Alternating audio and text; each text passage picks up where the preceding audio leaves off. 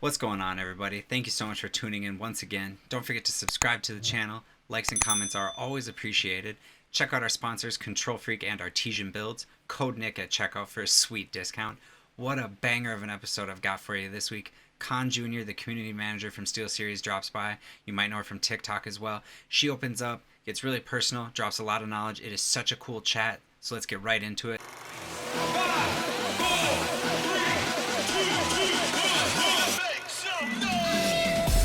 Welcome to the spawn point.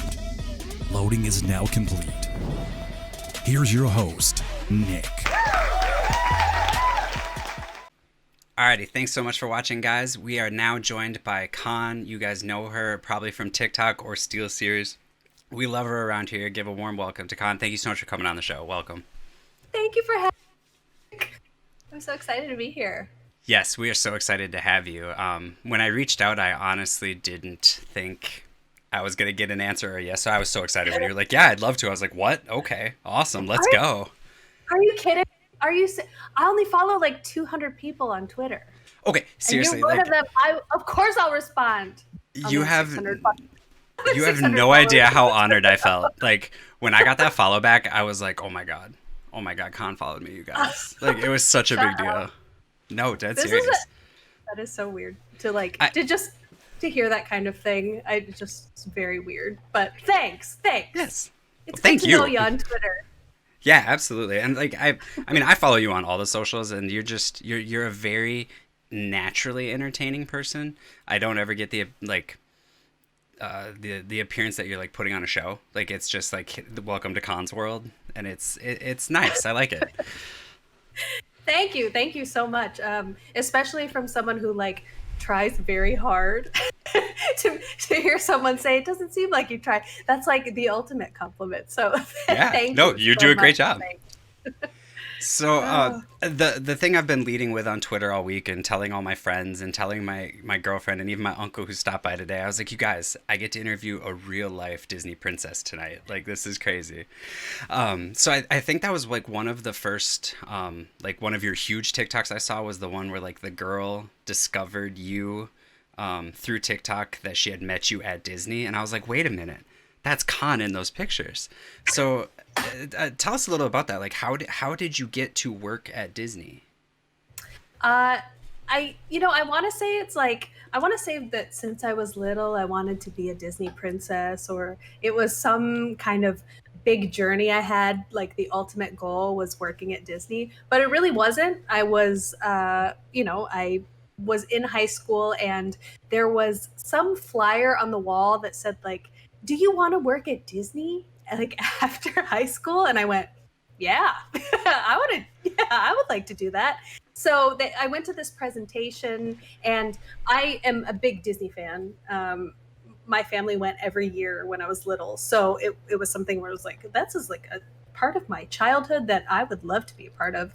And I went to the meeting and they said, okay, well, when you're after high school, you can work at Disney right away. You get into the parks every day for free. You get to live there. And I said, okay, I'm sold. And I told my mom, I said, I'm going to work at Disney. Like I'm applying for this and I'm working at Disney. And she said, okay, but you have to go to college, maybe like do a couple months and then come back and go to college. Right. And then 4 years later, I never went to college at Disney for 4 years. And it was a really amazing time, a very unique experience.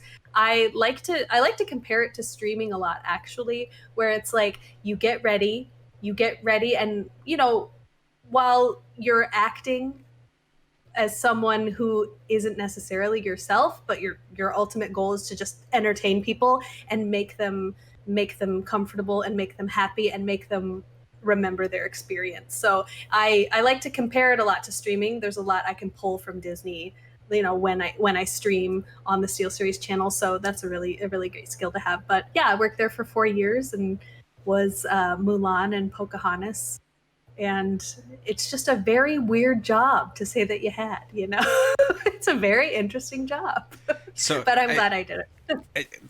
It might be like just one of those things you hear growing up and it might not be true or not, but like you're absolutely not allowed to break character, right? Like you have to like be that person the whole time you're out there, like more than most acting jobs. Yeah, and when you're at Disney, obviously if I'm meeting someone as Mulan and they say to me, "Is your hair real or is that a wig?"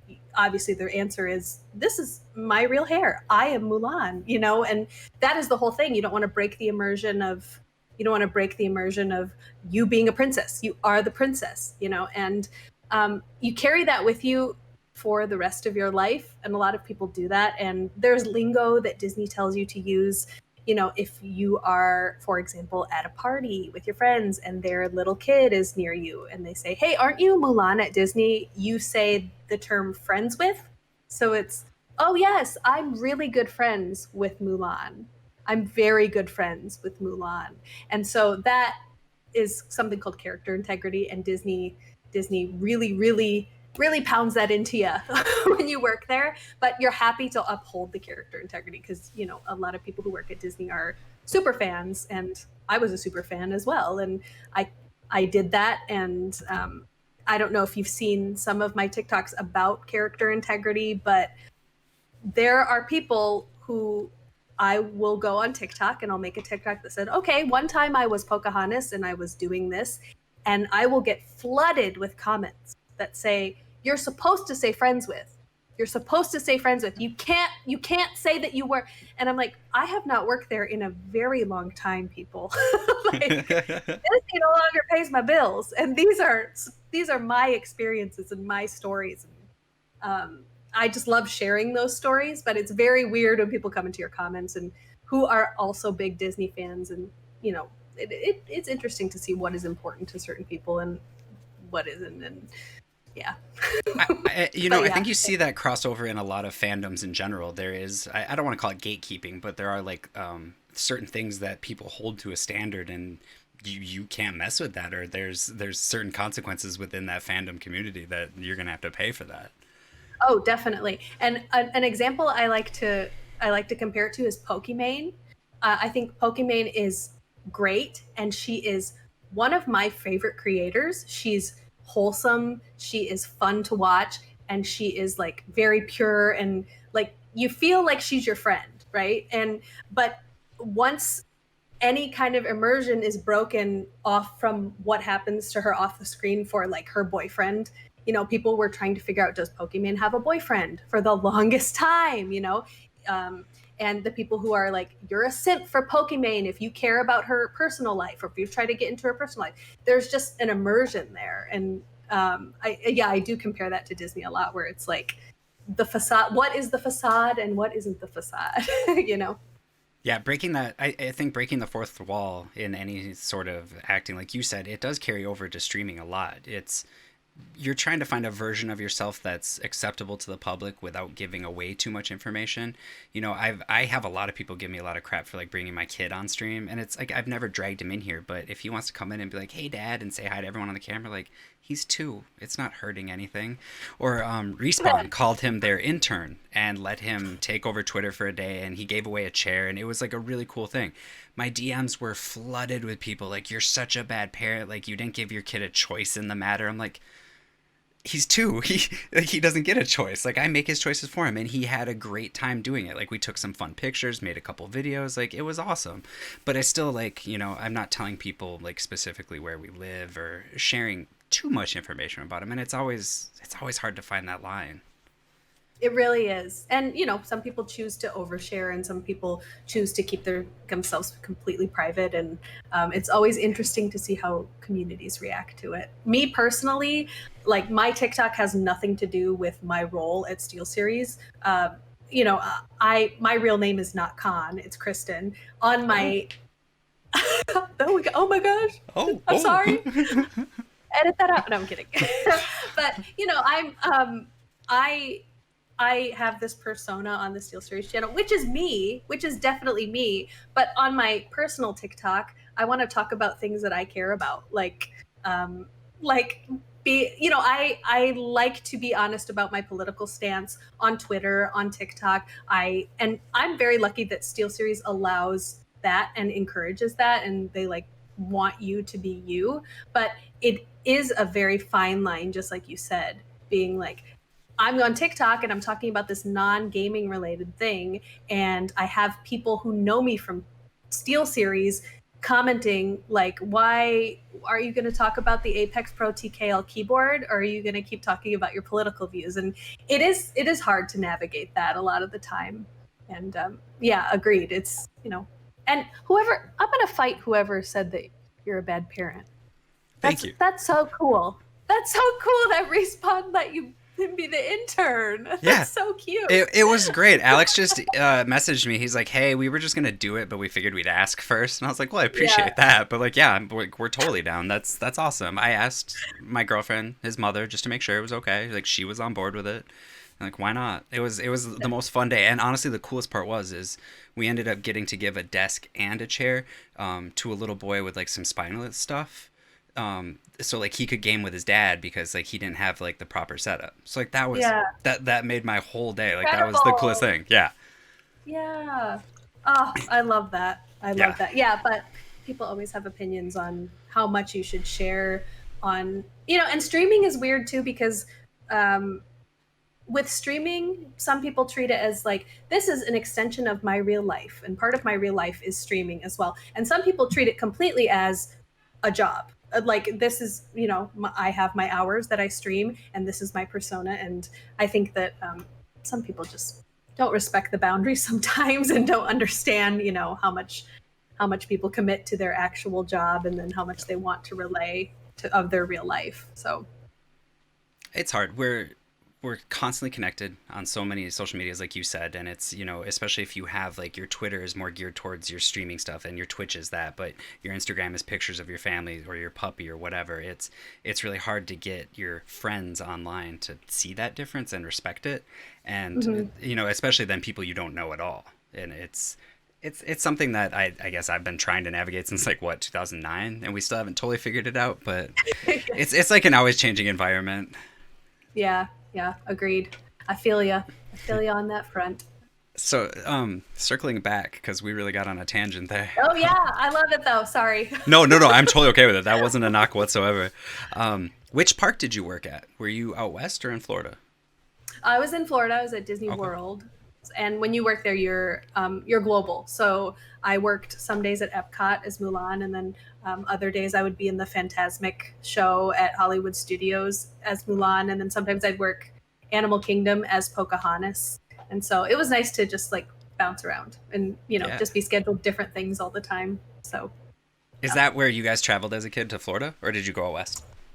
Yeah, and my parents never flew. I want to make that very clear. I am from Illinois. No. Steel Series headquarters is in Chicago, so I live in Chicago now, and I'm from a little bit outside of Chicago, and we would drive every year, and my dad would drive straight. We wouldn't get a hotel. He'd drive like 22 hours. So the Disney love is real in my family. Khan's family impressive. loves Disney World. Oh wow, no, I'm like 4 hours north of Chicago, up in Wisconsin. And we never drove once. We definitely flew down there like that. God. I could not imagine that car ride. Bragging. No. Oh, that sounds like hell on earth. I know. It was the worst. It's all I knew, Yeah, exactly. Good family bonding time for sure. Yeah, now my parents are like, we're going on vacation. We're going to fly somewhere. I'm like, you are? Where was my ticket?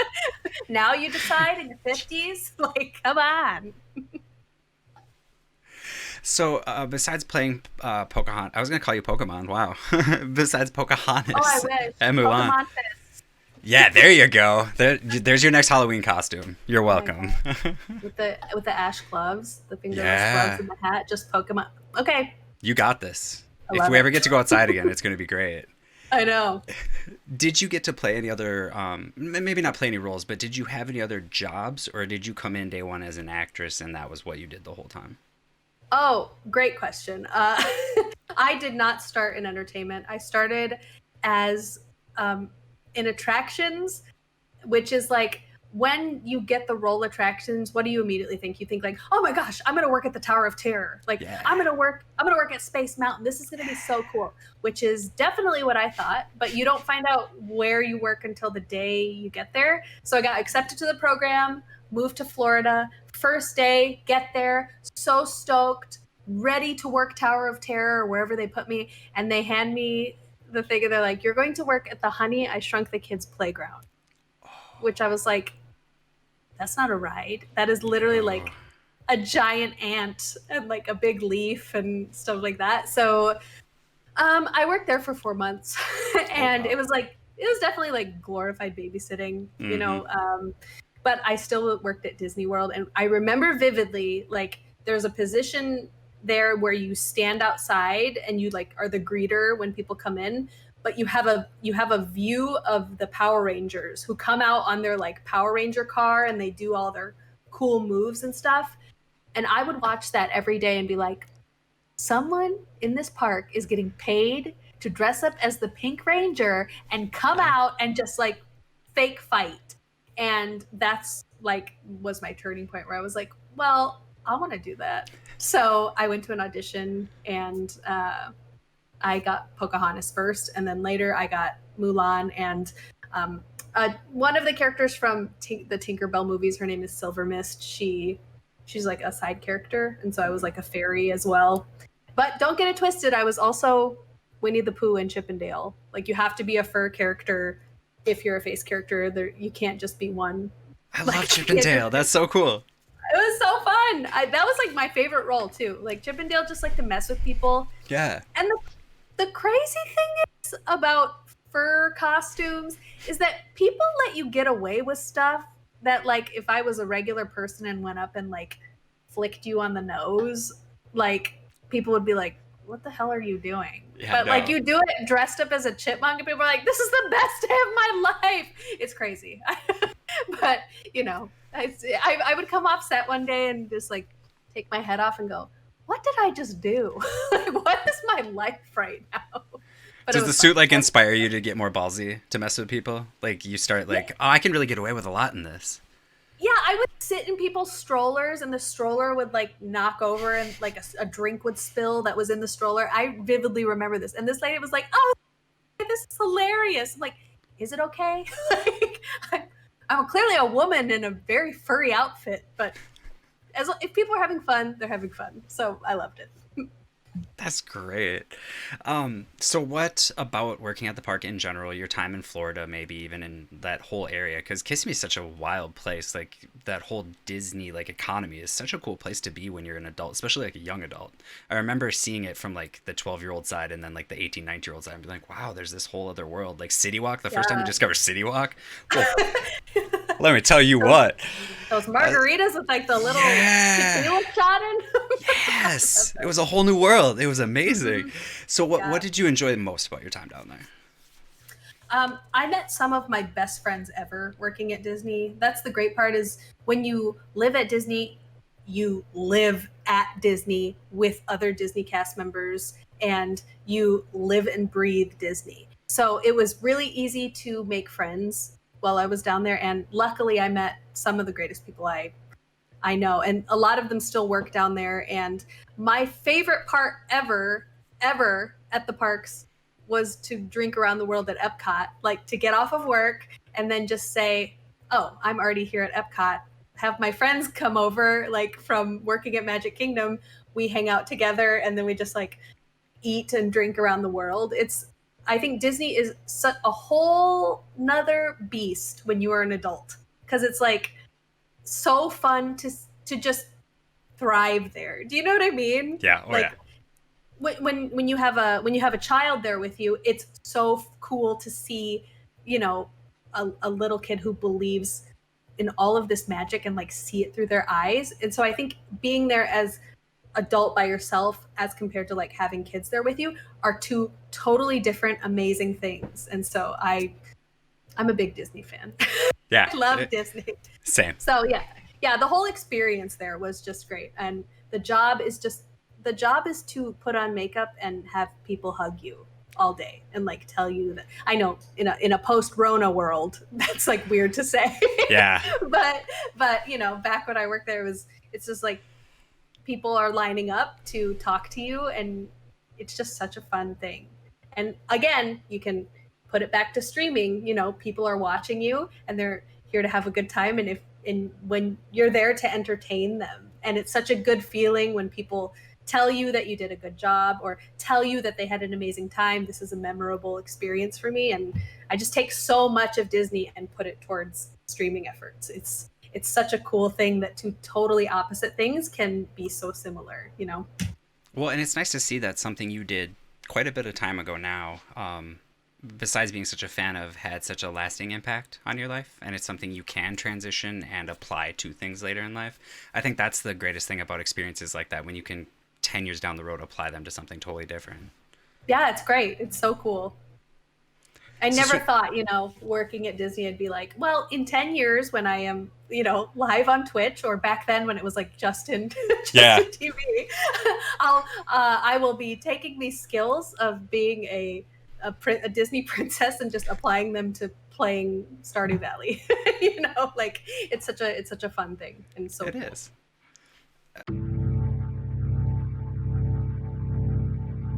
The Spawn Point is powered by Artesian Builds. Visit them online for your next streaming, gaming, or editing PC, and then watch them build it live on stream. Check out the link in the episode description and use code NICK at checkout for additional savings. Now, let's get back to the show. Transitioning a little bit, what has it been like for you to like truly like blow up on TikTok? Because I think a lot of people have had that one or two posts that gets like a crazy amount of views and they're like, oh my god, I made it, and then it never happens again. But like, you're low-key TikTok famous, so what has that like ascension been like for you? How, like, what is it like handling that? What I think is crazy is that, you know, I have however many followers I have, I think like 60K right now, but I have made every single TikTok in my home in quarantine. Do you know what I mean? So it doesn't feel real. It doesn't feel like, oh, wow, look at this following I've created, because it just is a surreal thing, as a lot of things are and have been during quarantine. You know, it's just like, I originally made a TikTok. The first TikTok I made that blew up was about Disney, was about a funny experience I had as Pocahontas, and a woman came up to me and said something very funny, and that got like 1 million views. And so I took that as like, oh, does this happen to everybody? Because I was very new to TikTok and I didn't know. So I think I kind of took it for granted, because the videos I did after it, also about Disney, also blew up. People started following me because they wanted more Disney content. And then I said, okay, well, this is how it works. Like, this is how it works, right? Everybody does this. Everybody gets this cool, these comments and these likes, right? And then I started making TikToks that were not about Disney. And that's when the algorithm kicks in, and it's like, oh, people follow you for a certain reason. And this can be said for any platform. Yep. You know, people follow you for a certain reason. If you post about something else, it's probably not going to do as well. So it's been tough for me to navigate that. And, you know, I've been more, I think this is everybody's TikTok experience, I've been more frustrated than happy on TikTok, because it's such a, it's not like YouTube, where it's like, oh, I made a video, someone subscribed because they like this content. I'm going to keep making videos like this, and people are going to keep liking my content, right? TikTok is like, you feel like you're at the mercy of some invisible higher being. And no matter how good your content is, no matter how relatable you think it is a lot of the time at the mercy of whoever runs TikTok and the algorithm. But I know I'm preaching to the choir with you. Like, I know that streamer TikTok has blown up in the last couple months, and it's amazing to see. But I see so many people frustrated about it too, and I'm like, I'm frustrated too. Yeah, so we're all just sitting around frustrated together. Even the people, like my friend Bam has like 500,000 followers on there, and like he gets insane views, and still he's just like, man, this TikTok only got like 250K, and I'm like, bruh. Like, yeah. Okay. Bruh. Okay. I know, and I feel like the complaints that I have are someone's like, oh, I wish I could get 2,000 views on one of my TikToks, but then you look at, I mean, you have to look at how it's to scale. Who got like, you know, like 50K, Yep. 50K, and then you get 2,000 likes, and so and then I start to internalize it, and I'm like, is it me? Is my content so terrible? Is this one TikTok the worst thing I've ever made? You know, so man, TikTok is It's hard. different kind of beast, and whoever has cracked the algorithm, good for you. Seriously, kudos to you. Yeah, We but if I you're, go ahead. my biggest frustration with TikTok, like just personally, is I've put so much like creative energy and editing into like these really cool videos that get like no views in comparison, and then my one TikTok that like truly blew up, it's just me pouring G Fuel into a cup. That's all it is. Like it's just me taking the powder and going, Yeah, and but it's my biggest why? TikTok ever. Like why? And I've made more G Fuel content since then and nothing. And it's like I have these really great, like really edited, like took me all week to do videos and they get nothing. And I'm just like, this is good content. Like why?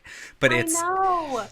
that algorithm puts you in a lane, and if you deviate at all, it's just you get lost really quick. And it I changes so know. much. It's so like someone will give you really good advice, and 2 weeks later, it doesn't apply anymore. I know. I just feel like it's a bunch of people just like sitting at TikTok, like, no, yeah, like Tinder, like, Yep. no, yeah, but it's one guy and he's like, he is God. He's like TikTok God, like, didn't even watch this. No, yes. Like, it's wild. But I also think about, as more people join the platform, only so many people can be on the For You page. So obviously, not everybody is going to, you know, blow up or have TikToks that go viral all of the time. But I feel the same way as you. Is that like I have TikToks where it has like 10 different cuts. I have 4 different outfits and then it has no engagement.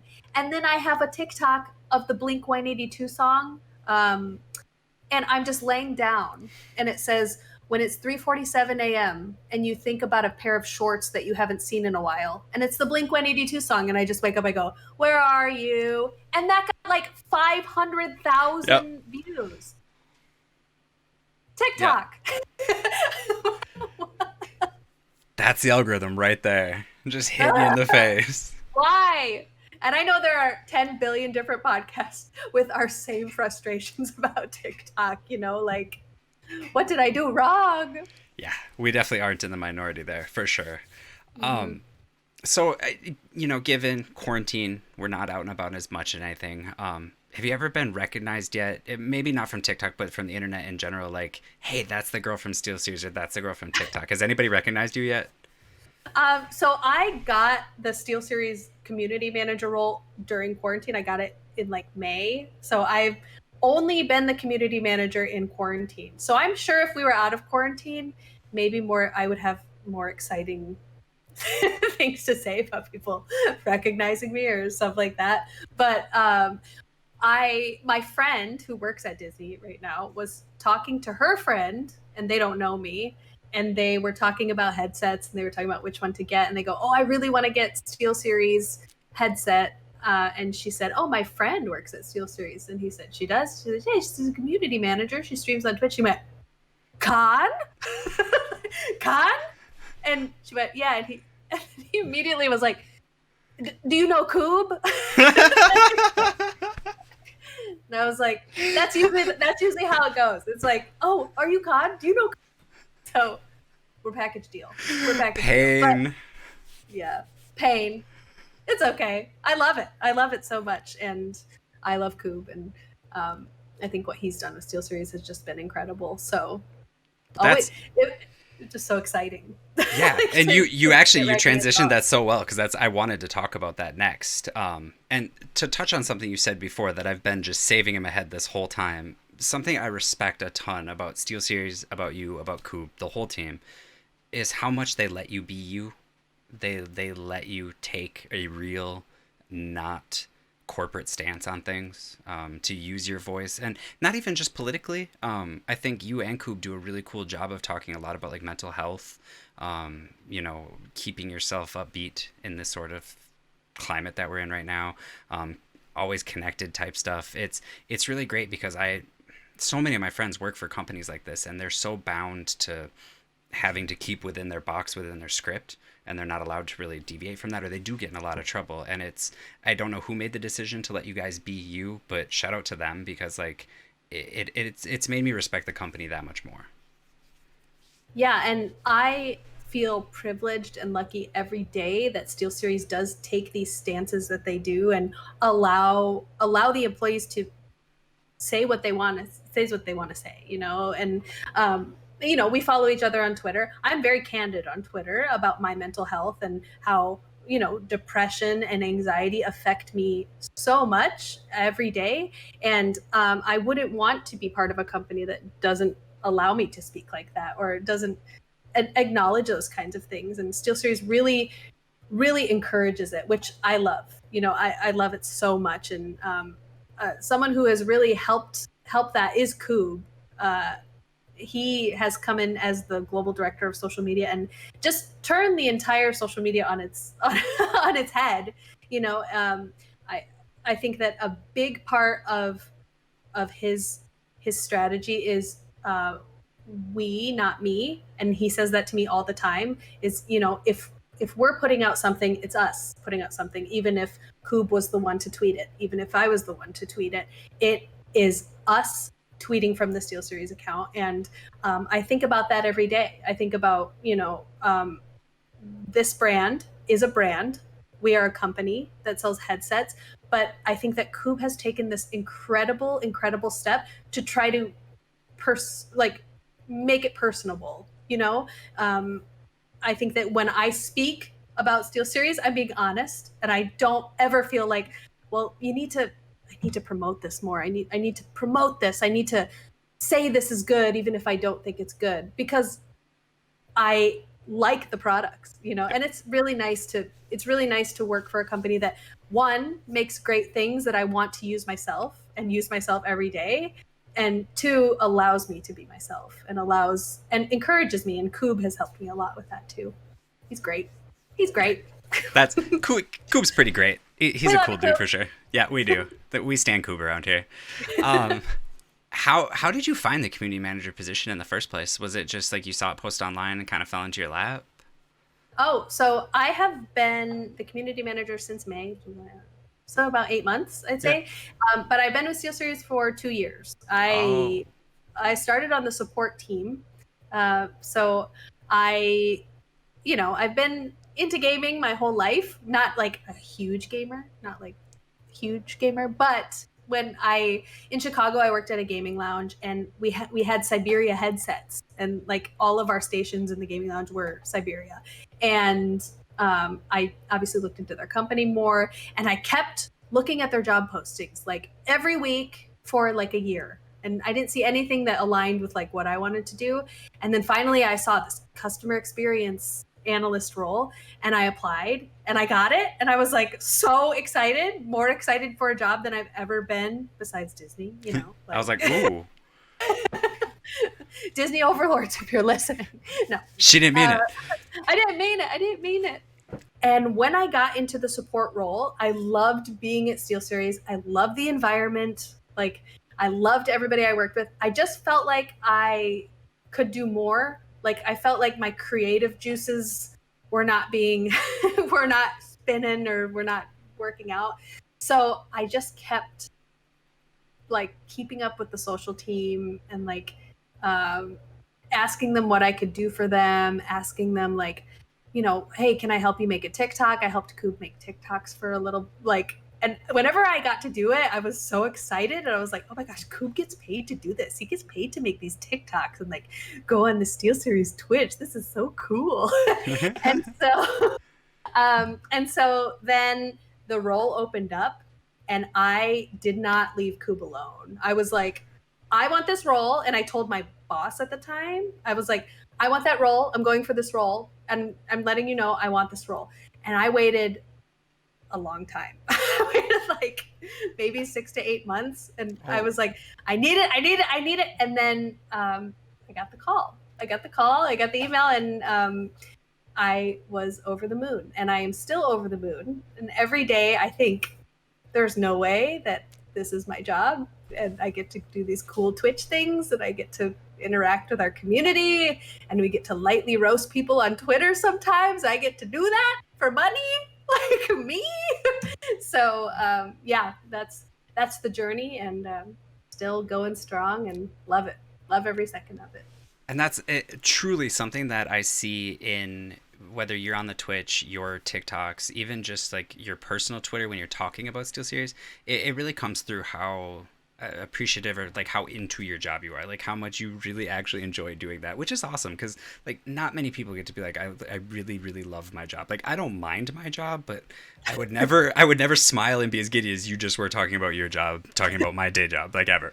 It just wouldn't happen. So that's really awesome that you have found something so cool that you are like truly passionate about, and I think that will only aid the company long term because as long as you're that passionate about it, you're going to keep bringing like that creative flow and the way you interact with the community, even when you're lightly roasting people. You do such a good job, and that's one of my favorite things is when the SteelSeries Twitter team lightly roasts somebody for being like, "Why won't you answer me about my shipment?" Like, because you're talking to the wrong people, bro. Yeah.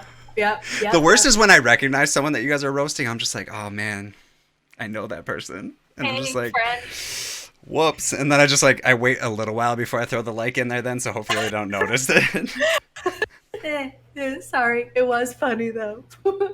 Yeah, and I love my job because it goes back to they let me be me. I feel like I'm not putting on some kind of act to, go on Twitch and have to have to say certain things and stuff. It's like it comes organically to me because I love the job, and I think that everyone should strive for that of like, that term, like if you love something, you never have to work a day in your life. And it's easy to love your job when the company allows you to be yourself.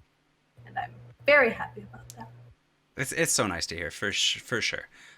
So what's it like when you get on the Twitch? Because you more or less, I mean, like Coob is like the face of SteelSeries, but more so with the Twitch team. Like I guess I and a lot of people I know associate you with that side of things.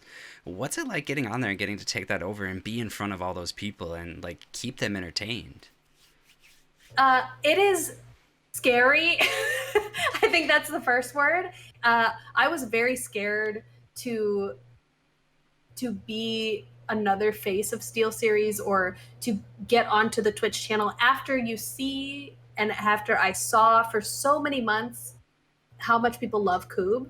It's very scary to say, listen, this is the person who SteelSeries fans adore, and you're also going to help him out sometimes. And it's like, oh boy, like these people have such high expectations of such a great person. How can I ever be that, And again, Coob is nothing but a supportive person, and he's like one of my good friends too, and so that's super helpful to have someone who encourages you, like, hey, you can do this. Hey, you don't need to ask me. Do it. Like, I trust your judgment. I trust you to make these good decisions, and that really helped me a lot. But I swear, the first couple streams I did, I was so nervous, and I was like, hi everybody, it's me, Khan. Yeah, I know I'm not. Yes, I know I'm not Coob. I know, and so we had to set up. We set up a command called "Where is Coob?" like Twitch, just because people ask all the time, and so it's just a check it out. Sometimes I won't reveal what it is, but people ask, and I had to get over that hump over time because when I started posting on TikTok as well, all the comments, where's the other guy? Where's the other guy? Hey, where's that guy? And it's kind of like, well, he's not here. It's me, But He'll I be think back over later. time, yeah, I promise he'll be back. I'm just the other person, And so I had to get over that really quickly, and it was tough. It was tough. We joked about it for a long time, but it's hard. It's hard. It's hard to like try to get over it and have it not hurt your feelings. But I think now I've established like people know who I am. It's a new face. It's a new face, so they had to get used to me. But I'm not going anywhere, so keep. You're stuck with that. You're stuck with this face. But yeah, it was tough, and to be honest, I did not stream a lot before I became the community manager. So it took a lot. It took a lot for me to learn, because I think a lot of people before you stream, me included, when you don't know about Twitch, you think, oh, I want to stream myself going live. You think, I'm going to turn my webcam on, go to twitch.com, and press record. And you're all of a sudden, it's 10 million other steps. OBS, all of that stuff. And that's an additional level of stress for anybody who is looking into, wanting to stream and things like that. So I was scared mentally and also confused physically with the things in front of me. But we're good now, I think. That's good. So how do you feel being, I guess, mostly related to like the SteelSeries socials and on their Twitch and stuff? Has that affected your personal brand in a good or bad way, or is it not something you really care about because you're having fun and doing your job regardless? Yeah, going back to SteelSeries letting me be me, I don't really have things where maybe cursing or something like that, where I like try to tone it down a little bit. But other than that, I'm completely me when I'm on stream. And if people find my personal TikTok, personal Twitter, there's nothing wrong with that. But it does, even though a brand says, "Hey, be you. We completely support you." You still have this thing in the back of your mind of like, "Oh, someone's going to see something that I said that is not related to is not related to gaming. They're not going to agree with me or things like that." It's very easy to get canceled nowadays. Especially in the TikTok stratosphere. I see my feed is like full of people who are calling other people out, and so it's very important to be mindful. Even though I have nothing controversial to say ever, but it has been a little bit difficult for me to navigate on Twitter. I'll be like, well, I want to be open about mental health. I want to be open about the way I feel.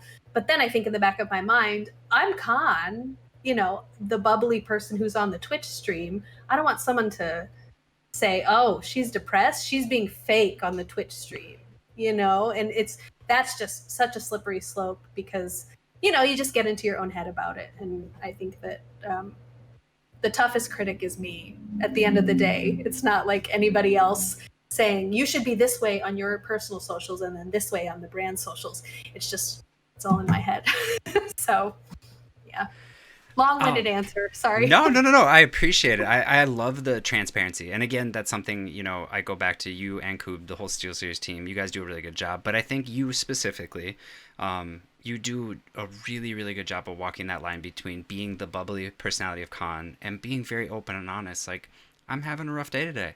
I'm having a rough Yeah. week today. Being locked in 24/7 is not great. And I don't think it comes off as fake, either personality. I think this is you. And I think a lot of people, at least in the streaming community, can feel that. We understand what that stress is like. We understand how fun it can be to get on camera and just release for a while before we go back to real life. So it's just, I've said it, but like kudos. You do such a good job. And I think I would hope that you would continue to speak out about your mental health. I think it is definitely encouraging for more people when they see someone of your statue, wow, someone of your position in the community when they're doing it. It can make them feel like it's a safe spot for them to do it too, or that it's okay to open up and be like, "Hey, I'm not okay today," and that's Yeah. something I really want people to be better at. I totally agree with you. And I want to tell you, to be honest, something that has really helped me is streamer Twitter. Streamer Twitter is such an honest place. And while I follow predominantly streamers because I wasn't really active on Twitter before I came community manager, so my following list is mostly people who stream and people who are streamers. It's so awesome to see people be transparent about struggling, about saying, "Hey, I'm sorry, I cannot stream today because I am not in the right headspace." I love that transparency, and I think that's what makes streamers so great, is that like this is streaming is a glimpse into their life, yes, but so is the good and the bad shown on your stream, or on your socials as well. And that has really given me the courage to be more honest about the way that I speak on Twitter. And, I I fully appreciate people who tweet, "Hey guys, good vibes only." But I also appreciate the people who say, "I'm my vibes are terrible today. Like I have terrible vibes. I'm not feeling great." And that kind of vulnerability, I think, is like the core of the streaming community, is like being able people are looking for streamers like yourself, like anybody who is streaming, to find a friend, like to find a friend and to feel like, hey, I'm talking directly to someone. Yeah, they have 50 people watching them right now, but I feel connected to them because they are honest about their what's going on in their life. And I think that's like the core of being a successful streamer, is being real and being like true to yourself. So cheesy, but I fully mean No, it. I 100% agree though. I come from, I guess, like the original like Twitter sphere that I got involved with was like sports talk radio and like fantasy football and stuff like that, and that's a very male driven, like unforgiving atmosphere. You speak out Yeah. about your mental health once and like you're just done. Nobody wants to work with you. They're worried about the guy who's going to flake all the time because he's not in the right headspace. So it's, I built up years of compartmentalizing that as hard as possible and pushing it back, and then getting into like the comp scene where it's pretty toxic but it's still like streamer adjacent. It got better, and then like kicking down the door and really getting into the streamer Twitter world and seeing people just straight up be like, today sucks, it's shit, we'll Yeah. try again tomorrow, like we'll go get it. Like that was so nice to see that I could just be like, I'm not feeling it today, guys, and I wasn't going to get 100 people being like, oh, you're not a man, you're a pussy, whatever it was. And that like that was it's really nice that there is, especially for a community that gets so much crap for being toxic and being so bad, there are a lot of positives to it. And I think it just Yeah. depends on the community that you build for yourself and integrate yourself into.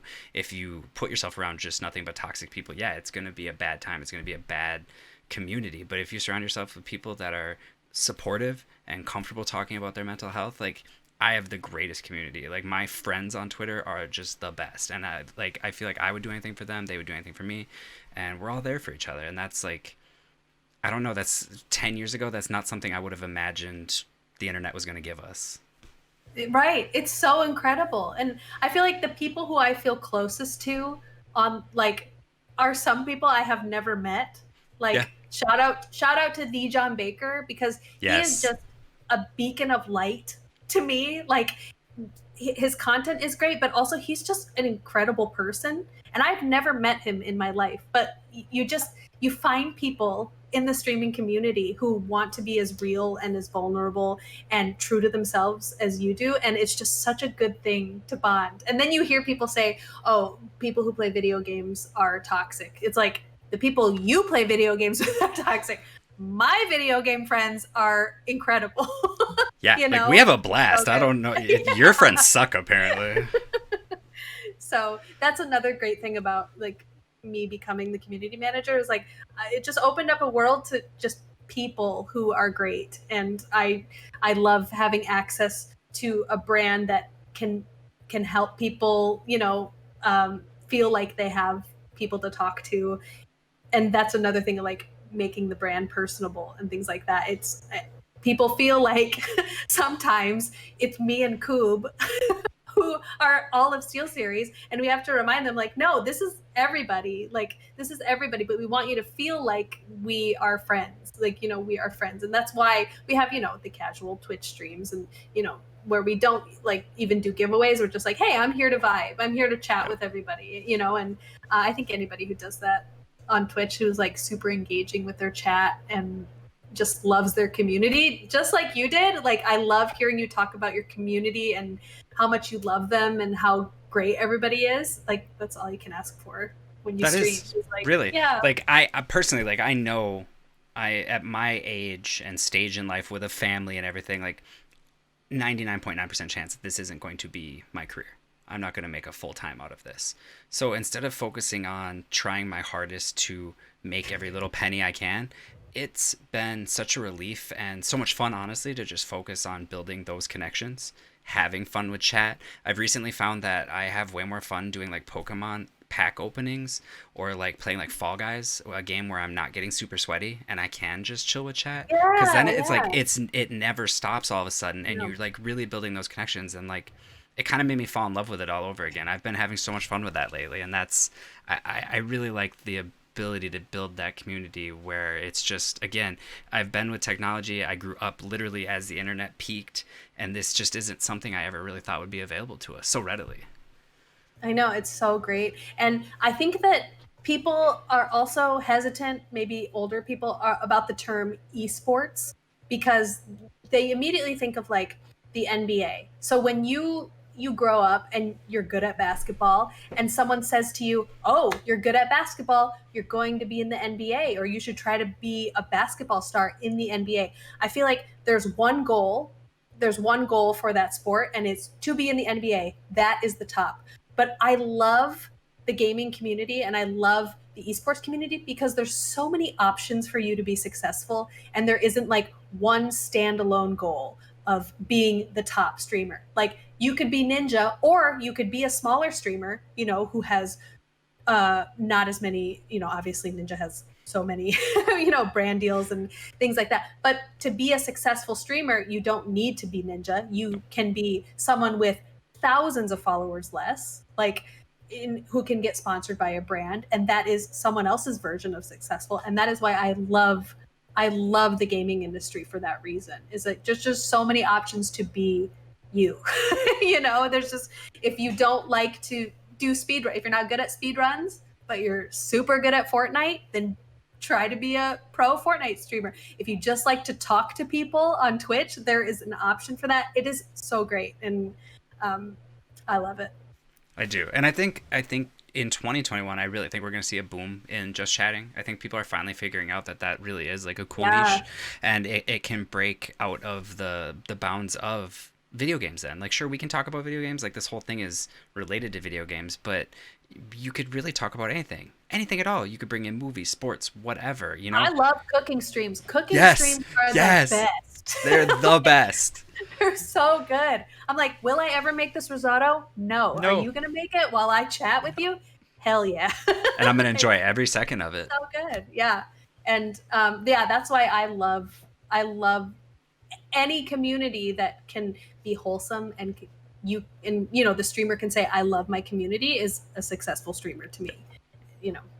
Yep. And it's the biggest thing is not comparing yourself to other people's success, finding your success and what makes you happy, because it's never going to be the same as someone else's. Someone else is going to get those deals you want, but if you look at what you've accomplished and what has truly made you happy in the experience, that's success in itself. And I know that sounds corny as hell, but like it is true. Once I let go of comparing myself to others and said, I accomplished this and this year that made me so happy and proud of myself and what I accomplished, like that was a ton of success. And that it might not be or sound successful on paper to anyone else, but that's not the point. You need to do it for yourself. I totally agree. Do I compare myself to people? 24/7. All the time. Yep. But I strive to be like, okay, well, I did this today. Like, what are these things I did today that are successful? And like you talking to me and being like, oh, with your stature, I'm like, where are you? I was like, what? Like, I'm in my house, like 24/7, just like working this job. And, it's in the eyes of other people. It's so cool. And it's great to hear from your community. Hey, we love you, Nick. Like, you are so great. You are so funny. Like, we love being part of your community. And, it's just so nice to hear that everybody has their own little successes. And that's all I can really ask for. From exactly. Like the Steel Series community as well. Is like, did you have a good time in stream? Yes, that is a win for me. That is a win for me. I don't care how many viewers we had. You had a great time. I came to engage you, and we did it. And gotta focus on those little successes. And it's easier said than done. I can preach focus on yourself all day, but it's just something, practice. Just try to do that, and you will find that things will get easier and a lot more fun, honestly. Yeah. All right, one last question before we go. A little bit of a fun one. You guys get a lot of really funny sob stories when people are asking for free stuff. Like, my brother got hit by a car on the way to graduation. Can I have a keyboard? What is one that sticks out in your head that is like one of your favorite all-time sob stories?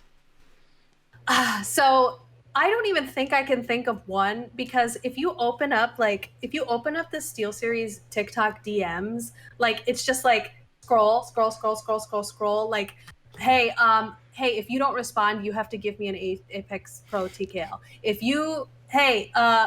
Day 35 telling you that I love you, and that's it. But if you wanted to give me a headset, that's fine too. But I'm just here to tell you I love you, Steel Series. Like, I cannot pick one because the creativity that people have is phenomenal. I also blame it all on Wendy's and that one nugget, Yes. thing. And we had no choice.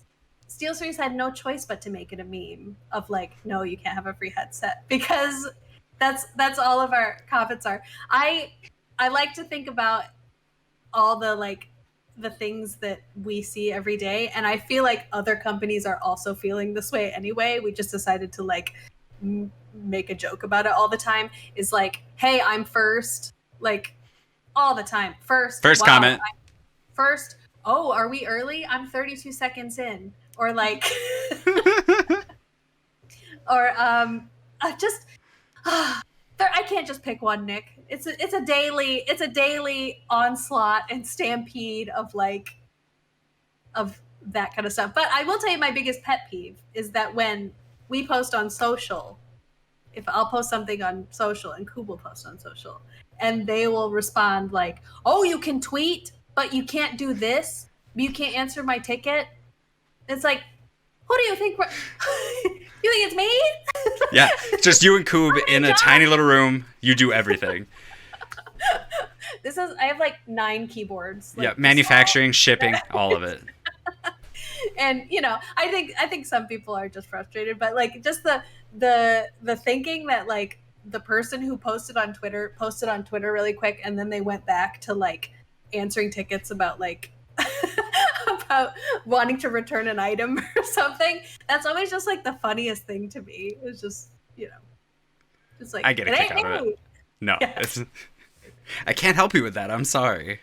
But I love my job, and I love the community, and I'll end with that. As the community manager, I love managing the community.